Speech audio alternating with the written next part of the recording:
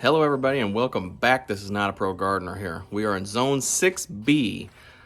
Today we're going to be making our own animal repellent spray. We've done this a couple times before, and we usually grow cayenne peppers and save them and use that as our cayenne pepper additive to this, but we didn't quite get that far this year, so we had to get our own cayenne pepper from the store. Now, we did a short clip on this in the kitchen, so we'll pop up an image. We'll pop up a video of us putting all this in the blender with probably pip up some measurements on that stuff as well. So, now the reason we did it this way is because, well, the reason we are going to be doing this is to repel those little critters of the forest or in your neighborhood, and we're going to do it organically. So, we did not want to harm them, so this is a good alternative, and it's organic as well. It's not going to hurt your plants. And it's 79 degrees outside today.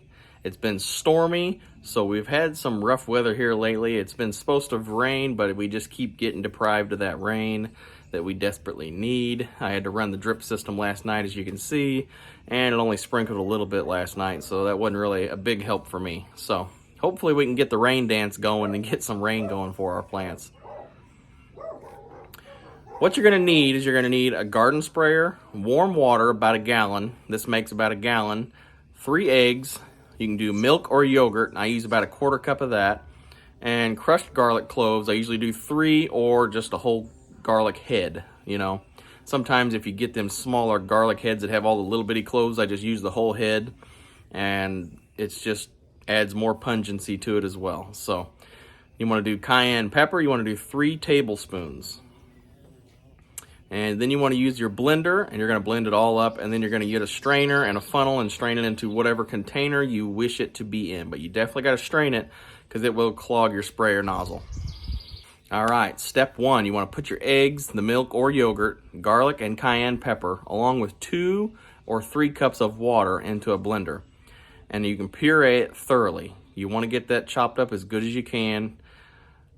Then you want to strain that mixture into a jug. You can get a 1-gallon container, or I have a leftover container from when I used to purchase my animal repellent from the big box stores. Just reusing that container helps a little bit. You want to add remaining water to the blender, and you want to add that remaining water to your jug and then seal it. Step 2, you want to let it ripen.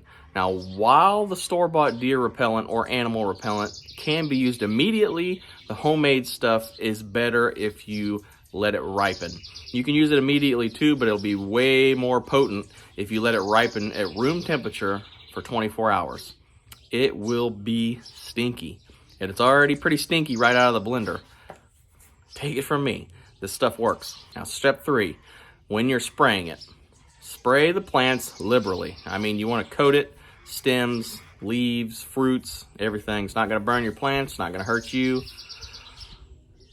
You want to do this after the morning dew or any rainfall has fully dried. You want to make sure the water on the leaves have fully dried. Then you want to spray them. I usually do it in the evening, a couple hours before the evening time usually, because that's when I get most of my animals to come in here and munch on things. So you want to make sure to spray the entire plant. It won't harm your plants. Like I said, the milk products contain a sticky protein called casein, which I'm not sure if I'm pronouncing that right. And it's to help the repellent cling to the plants. So it helps keep it cling to your plants, so you ain't got to worry about it just running off. Once it's dry, the odor will be undetectable to humans, but very unpleasant to the animals. If they go beyond the smell, the taste, the cayenne pepper will do its job. It will definitely send a straight alarm to the brain, to them animals, from that heat, from that cayenne pepper.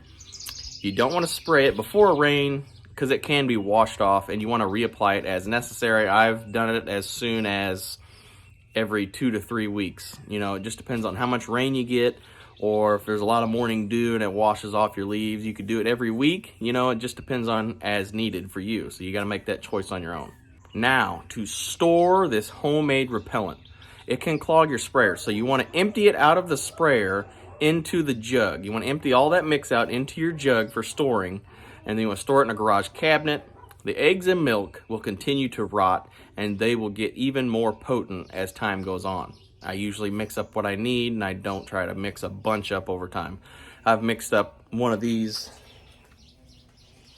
The most I mix up is maybe one of these guys right here.